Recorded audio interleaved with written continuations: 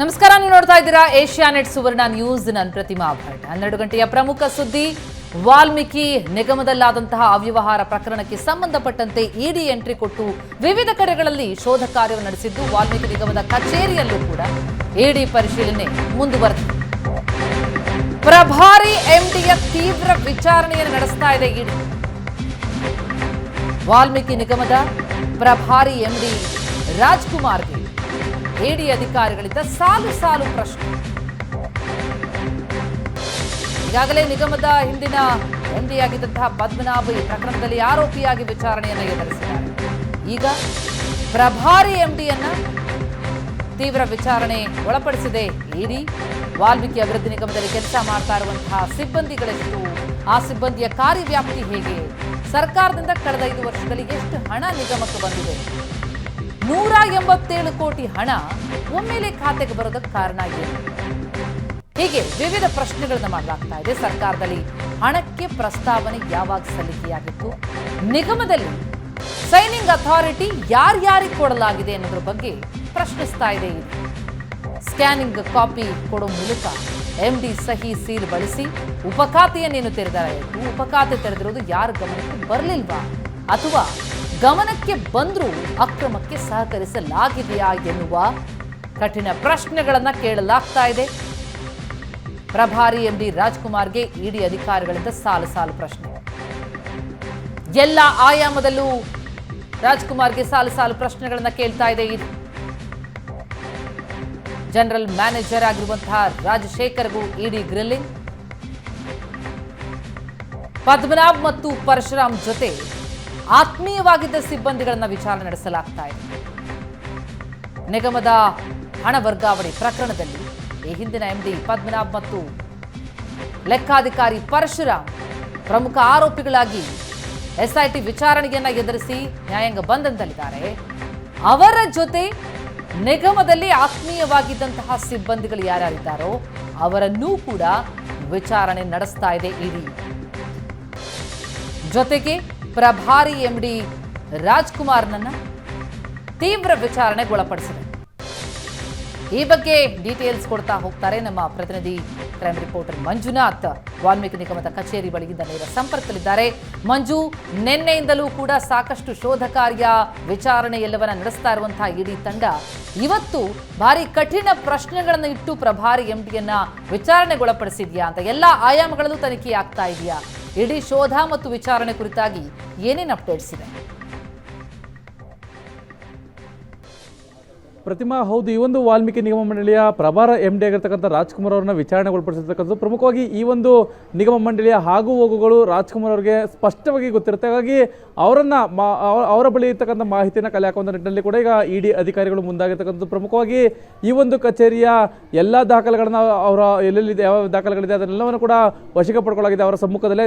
ಇದಾದ ನಂತರ ಈ ಒಂದು ಏನು 187 ಕೋಟಿ ಹಗರಣಕ್ಕೆ ಸಂಬಂಧಪಟ್ಟಂತೆ ಈ ಉಪಖಾತೆಯನ್ನು ಓಪನ್ ಮಾಡಲಿಕ್ಕೆ ಏನೆಲ್ಲ ದಾಖಲೆಗಳನ್ನ ಬಳಸಲಾಗಿತ್ತು ಅನ್ನೋದನ್ನ ಕೂಡ ಅವರ ಬಳಿ ಮಾಹಿತಿಯನ್ನು ಕೇಳ್ತಿರ್ತಕ್ಕಂಥದ್ದು. ಜೊತೆಗೆ ಸಹಿಯನ್ನು, ಅಂದರೆ ಈ ಸ್ಕ್ಯಾನಿಂಗ್ ಕಾಪಿಗಳನ್ನು, ಅಂದರೆ ಒರಿಜಿನಲ್ ಪೇಪರ್ ಏನು ದಾಖಲೆಗಳಿದೆ ಆ ದಾಖಲೆಗಳನ್ನು ನಕಲು ಮಾಡಿಕೊಂಡು ಮತ್ತೊಂದು ಖಾತೆಯನ್ನು ಓಪನ್ ಮಾಡಲಿಕ್ಕೆ ಸ್ಕ್ಯಾನಿಂಗ್ ಕಾಪಿಯನ್ನು ಬಳಸಿ ಇವರು ಸಹಿಗಳನ್ನು, ಅಂದರೆ ಮಾಜಿ ಎಂಡಿ ಆಗಿದ್ದಂತಹ ಏನು ಪದ್ಮನಾಭ ಇರ್ಬೋದು, ಜೊತೆಗೆ ಲೆಕ್ಕ ಪರಿಶೋಧಕ ಆಗಿರ್ತಕ್ಕಂಥ ಪರಶುರಾಮ್ ಇರ್ಬೋದು, ಇವರೆಲ್ಲರೂ ಕೂಡ ಸಹಿಯನ್ನು ಹಾಕಿ ಒಂದು ಉಪಖಾತೆಯನ್ನು ಮಾಡಿಕೊಂಡು ಆ ಒಂದು ಅಕೌಂಟ್ಗೆ 187 ಕೋಟಿ ಹಣವನ್ನು ಅಲ್ಲಿಗೆ ವರ್ಗಾವಣೆ ಮಾಡ್ಕೊಂಡಿದ್ದಾರೆ ಅನ್ನೋ ಒಂದು ಆರೋಪ ಇದೆ. ಹಾಗಾಗಿ ಅದಕ್ಕೆ ಸಂಬಂಧಪಟ್ಟಂತೆ ಏನೆಲ್ಲ ದಾಖಲೆಗಳಿದೆ ಇದೆಲ್ಲದರ ಬಗ್ಗೆ ಮಾಹಿತಿಗಳನ್ನ ಕಲೆ ಹಾಕುವ ನಿಟ್ಟಿನಲ್ಲಿ ಕೂಡ ಈಗ ಇಡಿ ಅಧಿಕಾರಿಗಳು ಮುಂದಾಗ್ತಿರ್ತಕ್ಕಂಥ. ಇನ್ನು ಏನು ಜನರಲ್ ಮ್ಯಾನೇಜರ್ ಆಗಿರ್ತಕ್ಕಂಥ ರಾಜಶೇಖರ್ ಇದ್ದಾರೆ, ಅವ್ರಿಗೂ ಈ ಒಂದು ಸಂಸ್ಥೆ ಬಹಳಷ್ಟು ಮಾಹಿತಿಗಳು ಗೊತ್ತಿರತಕ್ಕಂಥ ಹಿನ್ನೆಲೆಯಲ್ಲಿ ಅವ್ರನ್ನು ಕೂಡ ವಿಚಾರಣೆ ಮಾಡುವಂಥ ನಿಟ್ಟಿನಲ್ಲಿ ಮುಂದಾಗಿದ್ದಾರೆ. ಪ್ರತಿಮಾ, ಎಸ್ ಮಂಜು, ಸಂಪರ್ಕದಲ್ಲಿ ಇನ್ನಷ್ಟು ಡೀಟೇಲ್ಸ್ ಅನ್ನ ಪಡಿತಾ ಹೋಗ್ತೀನಿ.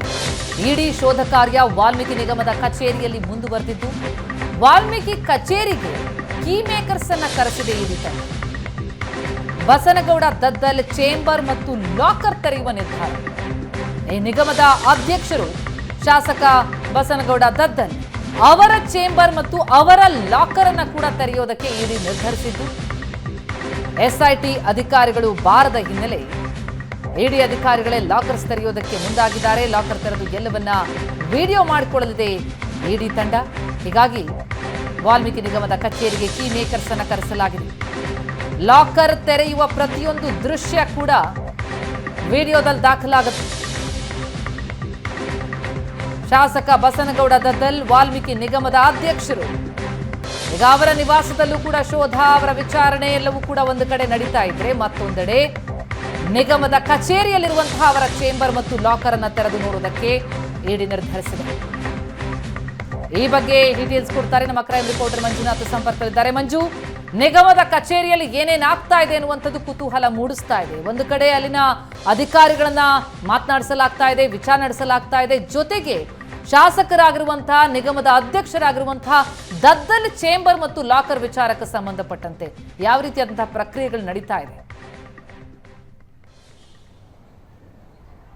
ಪ್ರತಿಮಾ, ಹೌದು, ಪ್ರಮುಖವಾಗಿ ಈಗಾಗಲೇ SIT ಅಧಿಕಾರಿಗಳು ಈ ಹಿಂದೆ ದಾಳಿಯನ್ನು ಮಾಡಿದ ಸಂದರ್ಭದಲ್ಲಿ ಒಂದಷ್ಟು ದಾಖಲೆಗಳನ್ನು ಕೊಂಡೊಯ್ದಿರ್ತಕ್ಕಂಥ ಕೂಡ ಹೌದು. ಇದರ ಜೊತೆಗೆ ಲಾಕರ್ ಜೊತೆಗೆ ಏನು ಬಸನಗೌಡ ದದ್ದಲ್ ಏನಿದೆ, ಇವರ ಚೇಂಬರ್ ಏನಿದೆ, ಈ ಒಂದು ಚೇಂಬರನ್ನು ಲಾಕ್ ಮಾಡಿಕೊಂಡು ಹೋಗಿರ್ತಕ್ಕಂಥ ಪ್ರಮುಖವಾಗಿ ಆ ಒಂದು ಅಧ್ಯಕ್ಷರ ಕೊಠಡಿ ಇರುತ್ತೆ, ಆ ಕೊಠಡಿಯಲ್ಲಿ ಸಾಕಷ್ಟು ದಾಖಲೆಗಳು ಇರುತ್ತೆ ಅನ್ನೋ ಒಂದು ಮಾಹಿತಿ ಇದೆ. ಹಾಗಾಗಿ ಅದನ್ನು ಲಾಕ್ ಮಾಡ್ಕೊಂಡು ಹೋಗಿದ್ದಾರೆ. ಸದ್ಯ ಇಡಿ ಅಧಿಕಾರಿಗಳು ಆ ಒಂದು ಲಾಕರನ್ನು ಓಪನ್ ಮಾಡಿಸಲಿಕ್ಕೆ ನಿನ್ನೆಯಿಂದಲೂ ಕೂಡ SIT ಅಧಿಕಾರಿಗಳಿಗೆ ಕೇಳ್ಕೊಂಡಿದ್ರು. ಕಾರಣಾಂತರಗಳಿಂದ SIT ಅಧಿಕಾರಿಗಳು ಬಂದಿಲ್ಲ. ಹಾಗಾಗಿ ಏನು ಸಮಯ ಮೀರಿದಂಥ ಹಿನ್ನೆಲೆಯಲ್ಲಿ ಅವ್ರಿಗೆ ಹಲವು ಬಾರಿ ಮನವಿಯನ್ನು ಮಾಡ್ಕೊಂಡ್ರೆ ಅವ್ರು ಬರದೇ ಇದ್ದಂಥ ಹಿನ್ನೆಲೆಯಲ್ಲಿ ಈಗ ಕೀ ಮೇಕರ್ಸನ್ನು, ಅಂದರೆ ಏನು ಆ ಒಂದು ಲಾಕರನ್ನು ಜೊತೆಗೆ ಬಸನಗೌಡ ದದ್ದಲ್ ಅವರ ಚೇಂಬರನ್ನು ಓಪನ್ ಮಾಡಲಿಕ್ಕೆ ಈಗಾಗಲೇ ಏನು ಕೀ ಮೇಕರ್ಸನ್ನು ಕರೆಸಿರ್ತಕ್ಕಂಥದ್ದು, ಆ ಒಂದು ಲಾಕರನ್ನು ಈಗ ಓಪನ್ ಮಾಡಿರ್ತಕ್ಕಂಥಂದರೆ ಇದೆಲ್ಲವನ್ನು ಕೂಡ ವಿಡಿಯೋ ರೆಕಾರ್ಡ್ ಮಾಡುವ ಮೂಲಕ, ಯಾಕಂದರೆ ನಾಳೆ ದಿನ ಸಾಕ್ಷಿಗೆ ತೋರಿಸಬೇಕಾಗುತ್ತೆ, ಹಾಗಾಗಿ ವಿಡಿಯೋ ರೆಕಾರ್ಡ್ ಮಾಡುವ ಮೂಲಕ ಇದನ್ನು ಓಪನ್ ಮಾಡಲಾಗುತ್ತೆ. ಇದರಲ್ಲಿ ಏನು ಆ ಚೇಂಬರ್ ಒಳಗೆ ಜೊತೆಗೆ ಲಾಕರ್ ಒಳಗೆ ಏನೆಲ್ಲ ದಾಖಲೆಗಳಿದೆ ಆ ದಾಖಲೆಗಳನ್ನು ಕೂಡ ಏನು ಅದರ ಬಗ್ಗೆ ಮಾಹಿತಿಯನ್ನು ಕಲೆ ಹಾಕೊಳ್ಳೋಕೆ, ಜೊತೆಗೆ ಅದರಲ್ಲಿರ್ತಕ್ಕಂಥ ಏನೆಲ್ಲ ದತ್ತಾಂಶಗಳಿದೆ, ಜೊತೆಗೆ ಅದೆಲ್ಲವನ್ನು ಕೂಡ ಏನು ಇಡಿ ಅಧಿಕಾರಿಗಳು ವಶಕ್ಕೆ ಪಡ್ಕೊಂಡು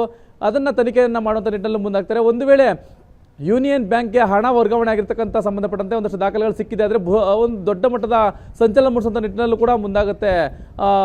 ಪ್ರತಿಮಾ, ಎಸ್ ಸರ್, ನಿರಂತರವಾಗಿ ಶೋಧ, ವಿಚಾರಣೆ, ತನಿಖೆ, ಈಗ ಚೇಂಬರ್ ಮತ್ತು ಲಾಕರ್ ತೆರೆಯುವಂತಹ ನಿರ್ಧಾರ, ಹೀಗೆ ಗಮನಿಸ್ತಾ ಹೋದ್ರೆ ಇಡೀ ತಂಡ ಇನ್ನೂ ಹಲವು ಸಮಯಗಳ ಕಾಲ ಅಲ್ಲೇ ಬೀಡುಬಿಟ್ಟು ಎಲ್ಲ ಆಂಗಲ್ನಲ್ಲೂ ಕೂಡ ವಿಚಾರಣೆ, ಶೋಧವನ್ನು ನಡೆಸುವಂತ ಸಾಧ್ಯತೆಗಳು ಕಂಡು ಬರ್ತಾ ಇದೆಯಾ ಅಲ್ಲಿನ ಪ್ರಕ್ರಿಯೆಗಳನ್ನ ಗಮನಿಸ್ತಾ ಹೋದ್ರೆ?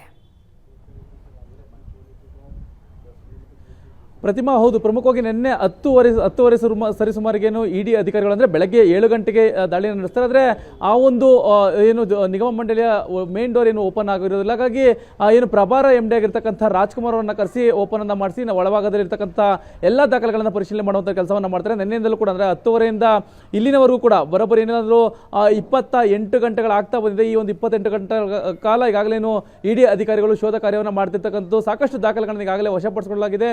ಇದಕ್ಕೆ ಸಂಬಂಧಪಟ್ಟಂತೆ ಏನು ಅಧ್ಯಕ್ಷರ ಕೊಠಡಿ ಜೊತೆಗೆ ಈ ಒಂದು ಲಾಕರ್ ಇದೆ, ಈ ಲಾಕರ್ ಇರತಕ್ಕಂಥ ಒಂದಷ್ಟು ಏನು ಎವಿಡೆನ್ಸ್ಗಳು, ದಾಖಲೆಗಳಿದೆ, ಆ ದಾಖಲೆಗಳನ್ನು ವಶಪಡಿಸಿಕೊಳ್ಳುವಂಥ ನಿಟ್ಟಿನಲ್ಲಿ ಮುಂದಾಗ್ತಾರೆ. ಯಾಕಂದರೆ SIT ಅಧಿಕಾರಿಗಳು ದಾಖಲೆಗಳನ್ನು ವಶಪಡಿಸ್ಕೊಂಡು ಹೋಗಿದ್ರು, ಜೊತೆಗೆ ಲಾಕರ್ಗಳನ್ನು ಏನು ಅದನ್ನು ಸೀಸ್ ಮಾಡಿದ್ರು, ಆ ಸೀಸ್ ಮಾಡಿರ್ತಕ್ಕಂಥ ಒಂದಷ್ಟು ದಾಖಲೆಗಳು ಅದರೊಳಗೆ ಇರಬಹುದು ಅನ್ನೋ ಒಂದು ಮಾಹಿತಿ ಇದೆ. ಯಾಕಂದರೆ ಏನಾದರೂ ಅಕಸ್ಮಾತ್ ಅದನ್ನು ಲಾಕರ್ನ SIT ಅಧಿಕಾರಿಗಳು ಸೀಸ್ ಮಾಡಿದಾಗ ಅದನ್ನು ಡಿಸ್ಟ್ರಾಯ್ ಮಾಡುವಂಥ ಸಾಧ್ಯತೆಗಳು ಹೆಚ್ಚಾಗಿರ್ತಿತ್ತು. ಸದ್ಯ ಈಗ ಸೀಸ್ ಮಾಡಿರುವಂಥ ಹಿನ್ನೆಲೆಯಲ್ಲಿ ಈ ದಾಖಲೆಗಳು ಇಡಿ ಅಧಿಕಾರಿಗಳಿಗೆ ಸಿಕ್ಕಿರ್ತಕ್ಕಂಥ ಈ ದಾಖಲೆಗಳನ್ನು ಇಟ್ಕೊಂಡು ಏನು ತನಿಖೆಯನ್ನು ಮಾಡ್ತಾ ಹೋಗ್ತಾರೆ. ಜೊತೆಗೆ ಇದರ ಬಗ್ಗೆ ಮಾಹಿತಿಗಳನ್ನ ಕಲೆ ಹಾಕೊಳ್ಳಿಕ್ಕೆ ಏನು ಪ್ರಭಾರ MD ಆಗಿರ್ತಕ್ಕಂಥ ರಾಜ್ಕುಮಾರ್ ಇದ್ದಾರೆ, ಅವರನ್ನು ಕೂಡ ವಿಚಾರಣೆಯನ್ನು ಮಾಡ್ತಾ ಹೋಗ್ತಾರೆ. ಒಟ್ಟಾರೆಯಾಗಿ ಈ ಒಂದು ಹಗರಣಕ್ಕೆ ಸಂಬಂಧಪಟ್ಟಂತೆ ಸಾಕಷ್ಟು ಮಾಹಿತಿಗಳನ್ನ ಕಲೆ ಹಾಕೊಳ್ಳಿಕ್ಕೆ ಆಗಲೇ ಕೇಂದ್ರ ಕಚೇರಿಯಲ್ಲಿ ಇಡಿ ಅಧಿಕಾರಿಗಳು ಸಿದ್ಧತೆಯನ್ನು ಮಾಡ್ಕೊಂಡಿರ್ತಕ್ಕಂಥದ್ದು. ಪ್ರತಿಮಾ, ಥ್ಯಾಂಕ್ ಯು ಮಂಜು ತಮ್ಮೆಲ್ಲ ಮಾಹಿತಿಗೆ.